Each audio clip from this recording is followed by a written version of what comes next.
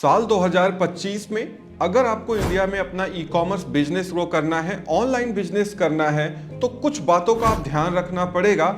अगर आप उन बातों का ध्यान रखते हैं जो इस वीडियो में हम डिस्कस करने वाले हैं आपके साथ में, तो डेफिनेटली आप ई कॉमर्स बिजनेस को ग्रो कर सकते हैं। क्योंकि अभी इंडिया में ई कॉमर्स बिजनेस का एक बड़ा बूम आना बाकी है, तो उसका आप फायदा उठा सकते हैं। लेकिन जो 4 बातें या 4 की पॉइंट्स या 4 की पॉइंट्स मैं आपसे शेयर करने जा रहा हूं, अगर आपने उस पे काम नहीं किया तो यकीन मानिए साल 2025 में आपका ई कॉमर्स बिजनेस बहुत बुरी तरीके से इन्फ्लुएंस होगा और आपका ई कॉमर्स बिजनेस बंद भी हो सकता है और आप लॉस में जा सकते हैं। बट अगर आपने इन्हीं 4 की पॉइंट्स पे काम कर लिया तो आपका ई कॉमर्स बिजनेस इतनी तेजी से ग्रो होगा कि आपको करोड़ों रुपए का टर्नओवर अचीव करने में टाइम नहीं लगेगा, अगर आपके पास इनिशियल फंडिंग है या इनिशियल मनी है तो आइए इस वीडियो में आगे बढ़ते हैं और समझते हैं कि क्या क्या हमारे लिए की फैक्टर्स हैं, की पॉइंट्स हैं या मेजर चैलेंजेस हैं जिनको हमको फेस करना ही पड़ेगा साल 2025 में।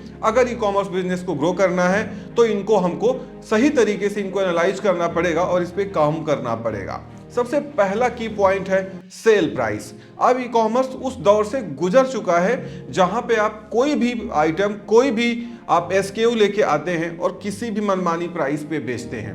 आज की डेट में कोई भी आइटम आप इंडिया में लेके आइए, 95% पॉसिबिलिटी है कि वो आइटम या उसका सिमिलर आइटम आपका कोई ना कोई कंपटीटर बेच रहा होगा। तो आपको ये जरूर देखना है कि उसका सेल प्राइस क्या है। भले ही आपसे वो बहुत बड़ा सेलर हो और भले ही आपसे वो बहुत छोटा सेलर हो, आपको उसका की पॉइंट मींस उसका जो सेल प्राइस है वो देखना पड़ेगा।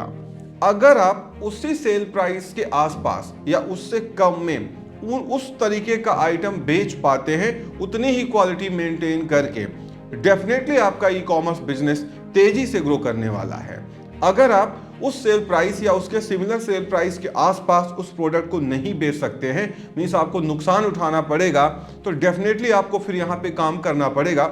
या तो कैटेगरी स्विच करनी पड़ेगी या उन प्रोडक्ट को छोड़ने पड़ेंगे जो आप उस सेल प्राइस में नहीं बेच सकते हैं। इसीलिए यहाँ पे उन लोगों को एडवांटेज मिल जाता है जो खुद एक मैन्युफैक्चरर हैं, जिनके पास खुद की अपनी मैन्युफैक्चरिंग यूनिट है।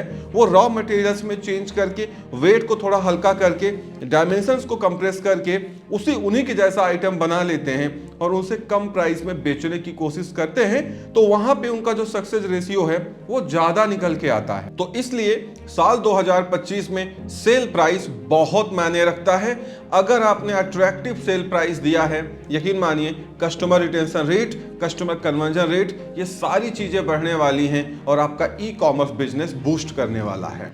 बात करते हैं सेकंड की पॉइंट की, मल्टीपल जीएसटीज एंड फास्टर डिलीवरीज। अगर आपको इंडिया में अपना ई कॉमर्स बिजनेस ग्रो करना है तो आपको क्विक कॉमर्स जैसा ऑपरेट करना पड़ेगा, जिसके लिए अगर आप Amazon India, Flipkart India, Meesho जैसे प्लेटफॉर्म पे बेचते हैं तो इनके जो मेजर वेयर हाउसेस हैं या मेजर स्टेट्स हैं जहां से आपको ज़्यादा ऑर्डर आने की प्रोबेबिलिटी है या आपके ज़्यादा ऑर्डर आते हैं, उस स्टेट की आपको जीएसटी लेना पड़ेगा और इनके वेयर हाउसेस में अपने आइटम को रखवाना पड़ेगा, जिससे जब उस नियर बाई रीजन में कोई भी कस्टमर ऑर्डर करे तो आपका प्रोडक्ट जल्द से जल्द उनके तक डिलीवर हो पाए। मल्टीपल जीएसटी के बिना इंडिया में अब साल 2025 में ई कॉमर्स बिजनेस को ग्रो करने में बहुत ज़्यादा दिक्कत आने वाली है, क्योंकि कस्टमर का बिहेवियर अब चेंज हो रहा है। आज का कस्टमर क्विक कॉमर्स का आदी हो गया, उसको हैबिट पड़ गई है 10 मिनट में आइटम की डिलीवरी लेने की जेप्टो और ब्लिंकिट से। तो वो अमेजॉन और फ्लिपकार्ट के सेलर से भी एक्सपेक्ट करता है कि आपकी डिलीवरी जल्द से जल्द उसके घर तक हो जाए। इसीलिए फास्टर डिलीवरी बहुत की फैक्टर है आपके सेल्स को बूस्ट कराने के लिए।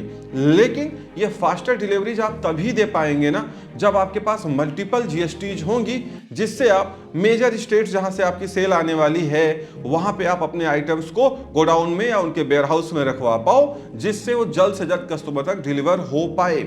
इसीलिए अब एक जीएसटी से काम नहीं चलने वाला है, क्योंकि अगर आप ऐसा नहीं करते हैं तो आपकी सेल 75% से ज़्यादा डाउन जा सकती है। इसीलिए फास्टर डिलीवरी मींस मल्टीपल जीएसटीज आपको लेना पड़ेगा और कस्टमर्स को कस्टमर्स को ज़्यादा से ज़्यादा जल्दी मीन्स एक्सपीडाइट डिलीवरी आपको देना पड़ेगा। जितनी जल्दी कस्टमर को आप प्रोडक्ट डिलीवर करा पाएंगे उतना कम कस्टमर रिटर्न आपको आने वाला है, और साथ ही साथ आपको उसका बेनिफिट भी मिलेगा और आपकी ई कॉमर्स जो सेल्स है वो बूस्ट करने वाली है, आपका बिजनेस बूस्ट करने वाला है। अब बात करते हैं थर्ड की पॉइंट की, वैल्यू फॉर मनी। अभी क्या है, इंडिया में कस्टमर्स थोड़े होशियार हो गए हैं। अगर आपने जो प्रोडक्ट बेचा, जो कस्टमर को डिलीवर हुआ है, अगर कस्टमर को ये फील नहीं आ रही है कि इस प्राइस रेंज में ये बहुत अच्छी डील उसको मिली है या ये स्टील बाइंग है और उसको बहुत अच्छा प्रोडक्ट मिला हुआ है, अगर ये फील नहीं आप उसको दे पा रहे हैं, डेफिनेटली ज़्यादा चांसेस हैं कि वो प्रोडक्ट आपका रिटर्न आएगा, आपको निगेटिव फीडबैक भी मिलेगा और आपका रिव्यू भी उस प्रोडक्ट का निगेटिव ही आने वाला है। अगर आपने उस प्रोडक्ट का जो वैल्यू फॉर मनी मीन्स उसका जो सेल प्राइस है वो मेंटेन किया इस तरीके से कि कस्टमर को वो वैल्यू फॉर मनी लग रहा है, तो डेफिनेटली वो उस प्रोडक्ट को रखेगा भी अपने पास में, दूसरों को भी रिकमेंड करेगा और आपको एक अच्छा फीडबैक और उस प्रोडक्ट पे रिव्यू भी देगा, जिससे वो उस प्रोडक्ट की सेल और ज़्यादा बढ़ जाएगी। भले ही आप अपनी ई कॉमर्स वेबसाइट बना के सेल कर रहे हो, ऑनलाइन स्टोर फ्रंट बना के सेल कर रहे हो, अमेजोन, फ्लिपकार्ट, मीशो, ONDC पे सेल कर रहे हो। ये लॉजिक हर जगह काम करता है कि जिन प्रोडक्ट्स में जितने ज़्यादा जेन्युइन पॉजिटिव रिव्यूज आएंगे उतना ज़्यादा वो प्रोडक्ट बिकने के चांसेस हो जाते हैं, क्योंकि उस प्रोडक्ट में कस्टमर कन्वर्जन रेट उतना ज़्यादा रहने के चांसेस होते हैं। इसीलिए जब आप प्रोडक्ट का value for money factor maintain करते हैं तो ऑटोमेटिकली आपको ज़्यादा रिव्यूज, ज़्यादा फीडबैक मिलते हैं और ज़्यादा आपकी पब्लिसिटी होती है उन कस्टमर से जो आपसे ऑर्डर कर रहे हैं और वो रिटर्निंग कस्टमर्स बन जाते हैं। अगर आपकी कैटलॉग अच्छी है, आपके पास लार्ज स्केल मीन्स आपकी अच्छी इन्वेंट्रीज है, तो वो आपके ब्रांड से ज़्यादा परचेजिंग करने की कोशिश करेंगे। बात करते हैं लास्ट पॉइंट की, last but not least, brand presentation. साल 2025 में आप अपने ब्रांड को जितने अच्छे तरीके से रिप्रेजेंट कर सकते हैं सोशल मीडिया पे, साथ ही साथ आपके जो पैकेजिंग्स हैं, साथ ही साथ आपके आइटम की जो लेबलिंग है, अगर आप अपने ब्रांड को अच्छे तरीके से रिप्रेजेंट कर रहे हैं और उसके साथ साथ वो सारी चीज़ें आपकी लिस्टिंग में भी रिफ्लेक्ट हो रही हैं, जो आपने प्रोडक्ट लिस्टिंग की है उसको अच्छे से ऑप्टिमाइज किया हुआ है, तो अगर आप अपने ब्रांड को ठीक तरीके से रिप्रेजेंट कर पा रहे हैं तो आपके ब्रांड को ग्रो करने में काफ़ी सहूलियत मिलेगी आपको और आपका ब्रांड जल्दी ग्रो होगा। अगर आप खुद की कस्टमाइज पैकेजिंग नहीं है आपके पास में, आप अपने ब्रांड का लेबलिंग नहीं करते हैं, स्टिकर्स नहीं लगाते हैं, साथ ही साथ आप अपनी जो लिस्टिंग्स कर रहे हैं वहां पे अपने ब्रांड को किस तरीके से हाईलाइट किया जाए वो टेक्निक्स आपको नहीं मालूम है, तो आपको ग्रो करने में टाइम लगेगा और मे बी आपका ब्रांड ग्रो ही ना हो। इसीलिए ईयर 2025 में, साल 2025 में ब्रांड रिप्रेजेंट करने का जो तरीका है वो फेयर होना चाहिए और वो यूनिक होना चाहिए। तो ब्रांड को जितने अच्छे तरीके से आप लोगों तक पहुंचाना चाह रहे हैं या लोगों तक पहुंचा पाएं उतना बेहतर रहने वाला है। इसमें आपकी खुद की e commerce website, Amazon, Flipkart, जहां पे भी आप बेचते हैं, ये सारी चीजें बहुत बड़ा रोल अदा करने वाली हैं। चाहे वो आपका ब्रांड का लोगो हो, चाहे आपके ब्रांड का नेम हो, चाहे आपकी ब्रांड की कैटेगरी हो या आपका ट्रेडमार्क हो या आपकी लिस्टिंग की क्वालिटी हो, प्रोडक्ट की इमेज क्वालिटी हो, ये सारी चीजें कंट्रीब्यूट करती हैं कि ब्रांड कस्टमर को किस तरीके से दिख रहा है।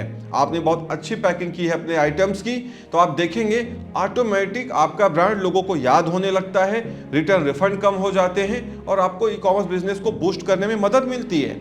कस्टमाइज पैकेजिंग बहुत बड़ा रोल अदा करती है। आज की डेट में आप 100 रुपीज 200 रुपीज का आइटम मंगाइए, अगर उसकी आउटर पैकेजिंग जो उसका बॉक्स है वो अट्रैक्टिव है, सही तरीके से आइटम पैक किया गया है, तो कई बार आप पहले ही सोच लेते हैं कि यार ये ब्रांडेड प्रोडक्ट है। और अगर वो प्लेन पॉलिथीन में या प्लेन कॉर्रुगेटेड बॉक्स में, ब्राउन बॉक्स में भर के भेज दिया गया है, कहीं कोई कस्टमाइज पैकेजिंग नहीं, कोई लेबल नहीं, कोई टेप नहीं लगा हुआ है, तो कस्टमर को फर्जी दिखता है या वो आइटम फेक दिखता है या जेनेरिक दिखता है।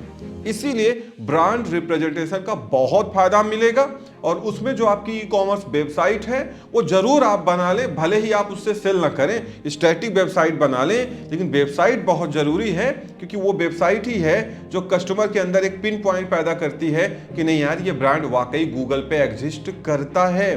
तो अगर आप ये सारी चीजें मेंटेन कर पा रहे हैं जो मैंने आपको बताई हैं, तो साल 2025 में आपका ई कॉमर्स बिजनेस ग्रो होने से कोई नहीं रोक सकता। इवन जो साल 2032 तक का ई कॉमर्स बूम आना बाकी है, तो वहां तक आप देखेंगे आपका ई कॉमर्स बिजनेस बहुत तेजी से बूम करेगा, बूस्ट करेगा और आप करोड़ों रुपए अर्न कर सकते हैं। बशर्ते उसके लिए आपको पैसे भी ज्यादा लगाने पड़ेंगे, क्योंकि जितने ज्यादा पैसे आप लगाएंगे उतनी ज्यादा इन्वेंट्रीज या कैटलॉग आपके पास रहेंगी।